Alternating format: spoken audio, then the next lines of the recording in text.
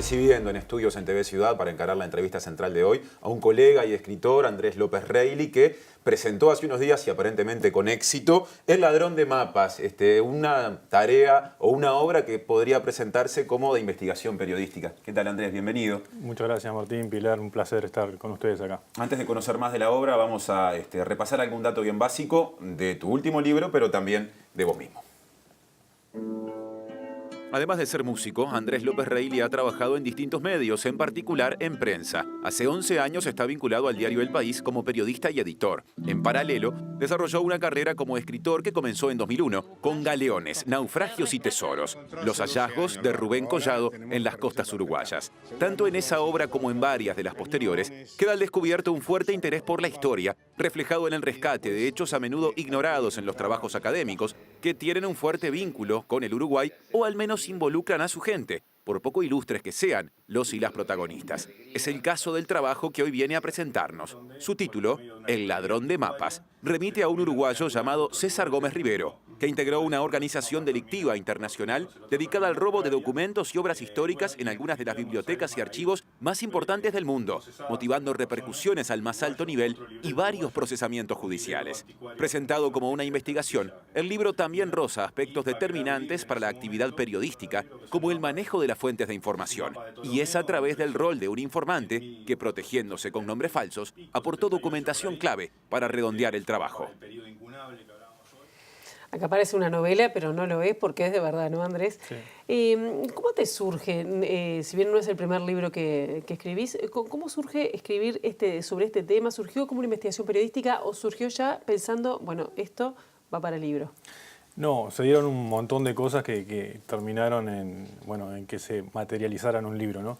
La historia arranca hace 11 años, cuando llega al diario El País un informante, como esos que ustedes también recibirán acá como medio de comunicación, que vienen muy seguido y en general uno no logra sacar cosas como para transmitir a los lectores o en el caso de ustedes a los televidentes, pero en este caso parecía tener documentación fehaciente, verdadera, y venía a denunciar una organización, era un hombre argentino que se presentó conmigo con un nombre falso, y venía a denunciar una organización internacional que estaba integrada en este caso por un uruguayo, un ladrón uruguayo con residencia en Argentina, que se dedicaba a robar mapas y libros antiguos, mapas y documentos de hasta 500 años de antigüedad, y que acababa de robar en la Biblioteca Nacional de España, que es el principal acervo que tiene en España y uno de los principales de Europa, nada más ni nada menos que en su sala de investigadores, donde hay medidas de seguridad mucho más estrictas que en el resto de la biblioteca. La sala se llama Cervantes porque allí es donde se conserva la obra del autor del Quijote. Eso indica a las claras de la importancia de los materiales que allí se almacenan. Y bueno, y este uruguayo acababa de robar ahí una serie de mapas llamados incunables, que son los que se imprimieron en los primeros 50 años de la imprenta moderna, es decir, en los últimos 50 años de 1400. Cerca de Gutenberg. Claro, después de la imprenta de Gutenberg, ese periodo se llama incunable porque se consideraba que estaban en la cuna los documentos o los libros, entonces se le llama habitualmente incunable. Y este hombre, un uruguayo, había un poco ganándose la confianza del personal de la biblioteca, le regalaba bombones y flores a las funcionarias y bueno, se presentó con un carnet de investigador falso que consiguió a través de una empleada o empleado diplomático de la Embajada de España en Argentina. Y bueno, y el hombre ahí un poco ganándose la confianza, se logra alfombrar el camino para hacer este saqueo que termina en un escándalo internacional y en España realmente fue una bomba que explotó, que le costó el cargo a la directora de la Biblioteca Nacional de España, una escritora muy conocida llamada Rosa Regás, que vive todavía la señora, tiene 85, 86 años. Que tuvo un enfrentamiento con el ministro de Cultura de la época. Bueno, en fin, se tiene que activar la investigación policial a través de Interpol. Estos documentos terminan en distintos lugares del mundo porque son, por ejemplo, el mapa que ilustra la tapa del libro es un mapa de ese periodo incunable de la cosmografía de Ptolomeo. En su momento se evaluó en 110.000 euros, solamente de ese había robado 2. ¿No? O sea, ellos se movían en un mercado internacional, un mercado negro internacional de coleccionistas que estaban dispuestos a pagar muchísimo dinero y bueno, iban a terminar yendo presos, no presos, sino procesados, en el caso del ladrón uruguayo, preso con prisión domiciliaria y con muchos beneficios, pero van a terminar habiendo unos cuantos procesados en Argentina. Otro librero uruguayo también, que hace muchos años que está allá, va a terminar procesado por esto. Y bueno, y ahí un poco arrancó todo. Yo empecé a publicar algunos artículos en El País, yo hacía poco que había entrado al país. ¿Ya había pasado todo, ya había explotado todo cuando tú encaraste la investigación? Lo de España acababa de pasar.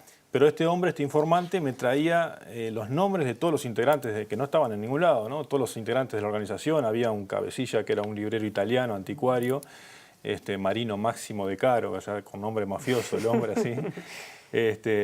Y él ya me proporcionaba de entrada todos los nombres que, por supuesto, yo no podía publicar de entrada porque no tenía la certeza, no tenía las pruebas. Sí, había que chequear. Claro, había que chequear, ¿no? Entonces yo lo primero que le dije, además él se presenta conmigo con un nombre falso, entonces uno tiene la obligación de desconfiar de todo. Digo, no iba a descartar eso que me estaba presentando, pero tenía que desconfiar de eso también. Entonces digo, bueno, ustedes déjenme estos documentos, vamos a chequear, y ahí se empiezan a dar las cosas que él estaba denunciando, ¿no?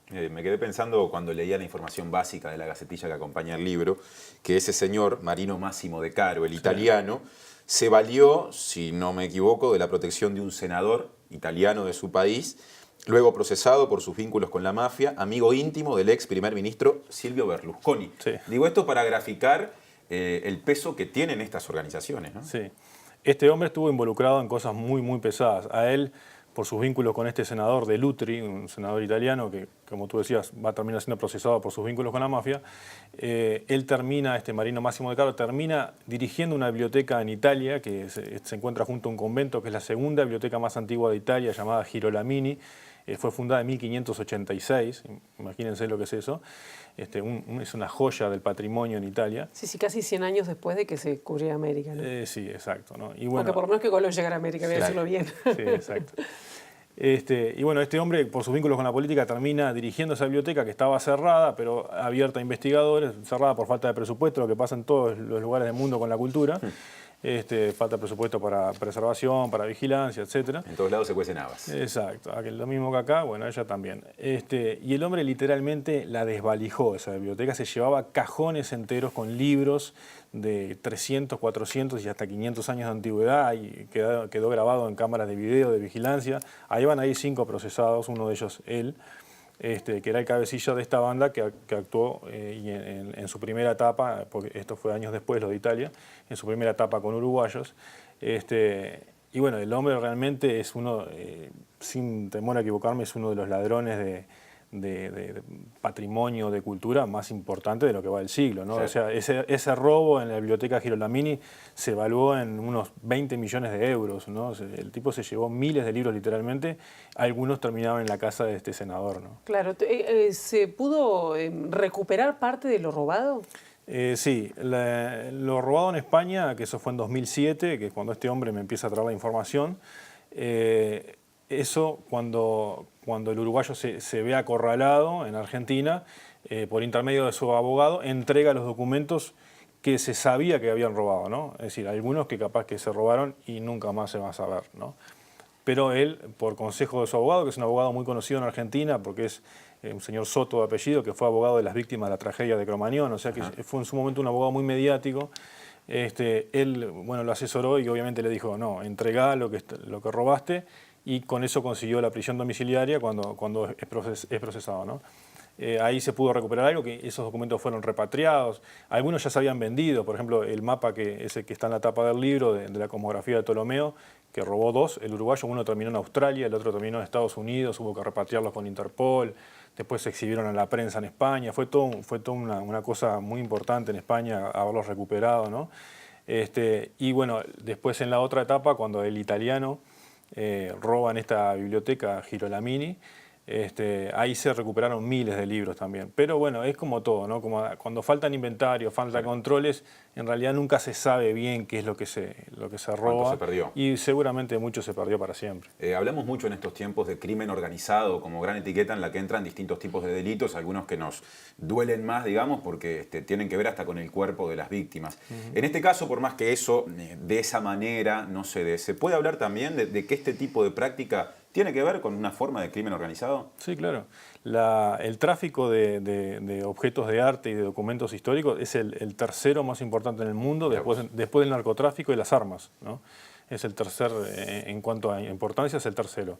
Y es en realidad, en cierta forma, el más fácil de hacer, porque uno no puede subir a un avión supuestamente con un arma o con drogas, pero sí puede ir con un documento que tiene 500 años adentro de una revista, una carpeta, lo que sea, nadie lo va a revisar, va a pasar, ¿no?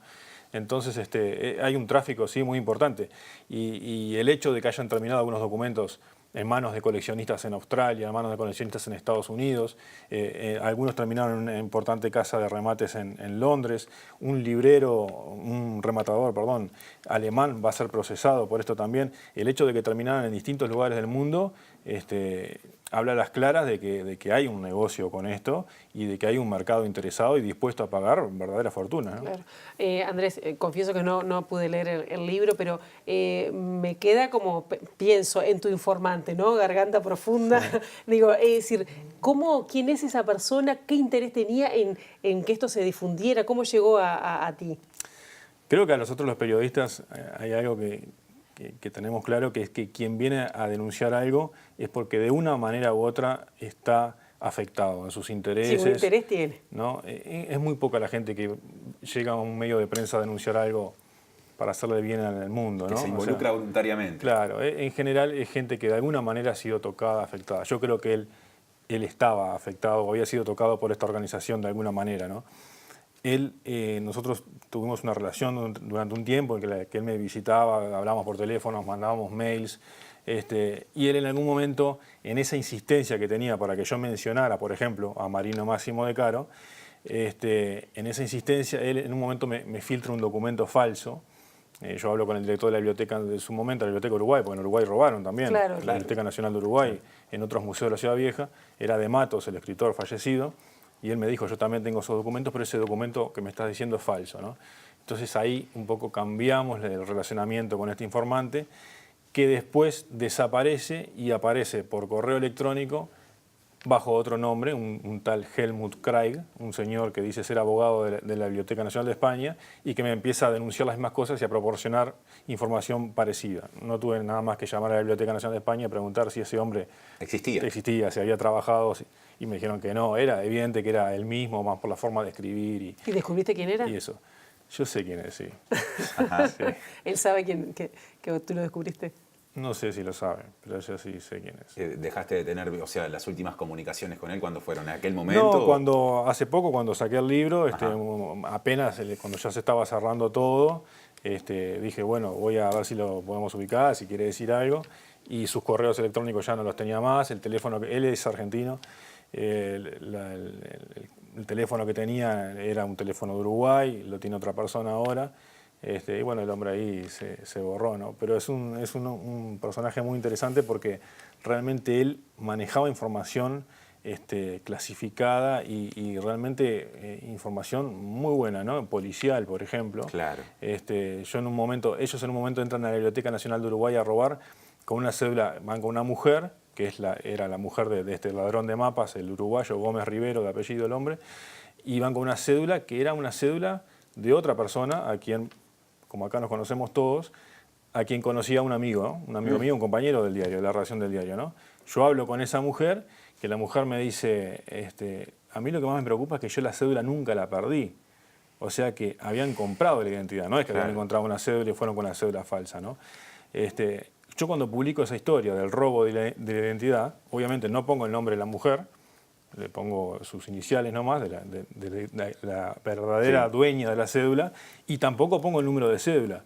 Y este informante me manda en un momento un mail diciéndome, refiriéndose a esto, con el nombre de la mujer y con el número de la cédula que yo no lo había publicado. O sea que él tenía acceso a información policial y información de otro tipo, realmente privilegiada. Ahora, cuando hablamos de comprar una identidad, eso implica la falsificación de un documento variándose de personas que trabajan, en este caso, en identificación civil, que es donde en Uruguay se tramitan los documentos. O sea, ¿hay una ramificación que va para ese lado, supongo? Bueno, apunta ahí, ¿no?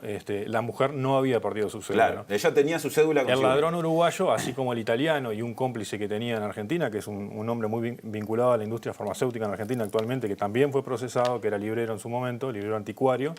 Ellos, por ejemplo, se movían por la frontera, llegaban a Uruguay cuando tenían una requisitoria internacional, o sea, un cierre de fronteras.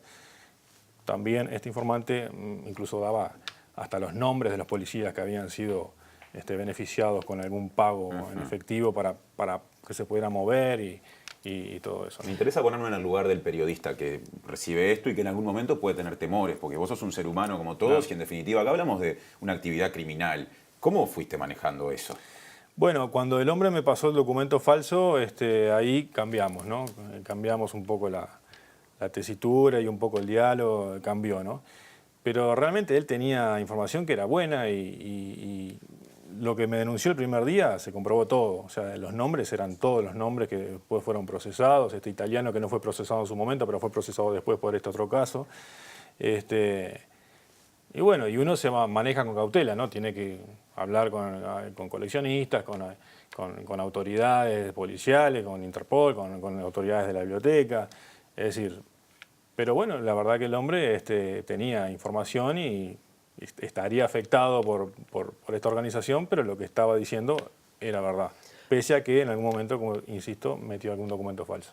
Andrés, ya tenemos que ir cerrando, pero te quería preguntar sobre la conexión uruguaya, ¿no? ¿Qué datos pudiste avanzar en lo que es el robo a obras acá, a mapas, sí, en la biblioteca, en distintos museos además de Ciudad Vieja, como decías?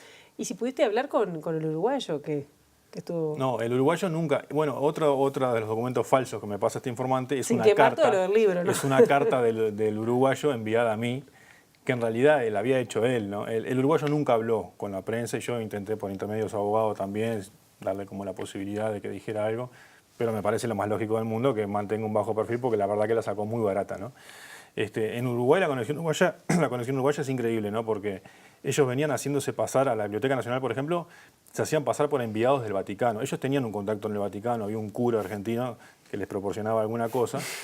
Y sí, de hecho, del Vaticano el italiano se roba una carta de Colón que fue devuelta de Estados Unidos al Vaticano este año, a mediados en junio de este año.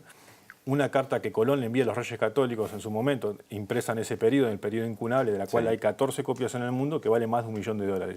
Fue robada por el italiano y fue robada del Vaticano. Bueno, acá ellos se hacían pasar por enviados del Vaticano, venían con carnet de investigadores del Vaticano, el italiano hablando en italiano, su cómplice argentino haciéndose pasar por su intérprete, y tenían un modus operandi similar al que el uruguayo va a utilizar después en España, porque en Uruguay robaron antes, para sacar los documentos que era con una hojita de gilet o de trincheta, los cortaban. Entonces, en un momento, en la Biblioteca de Investigadores en Uruguay, encuentran un estuche de lentes y adentro de ese estuche no habían lentes, sino una hojita de cortar, que era con la que él separaba los documentos de los libros en los que se encontraba. Robó en la Biblioteca Nacional, bueno, el libro resume toda la información policial de la época, porque están todos los títulos, insisto, que se sabe que se robaron, ¿no? Que de eso sí no se recuperó nada. Y también robó en algunos museos de la Ciudad Vieja, como la Casa de Giró y la Casa de la Valleja también fueron víctimas de este uruguayo que, según me declararon hace poco los funcionarios de la Casa de la Valleja, que son los mismos de esa época, el hombre usaba una peluca enrulada, él es pelado, el uruguayo Gómez Rivero, y usaba una peluca enrulada tipo afro, para ir a robar a los museos acá en Uruguay. Inadvertido. Sí, sí. ¿Habrá una segunda parte? Veremos, dejemos que camine esta y vamos a ver qué pasa. Una segunda edición, aparentemente sí. Una segunda edición, sí, ya está. Sí. O sea que la primera ha tenido gran recepción por parte de lectores y lectoras. Sí, muy contento con eso porque salió hace muy poquito y ya está saliendo la segunda edición, según me dijeron en la editorial. Bien, Andrés, gracias por haber estado. Un placer. Gracias. Éxito. Gracias.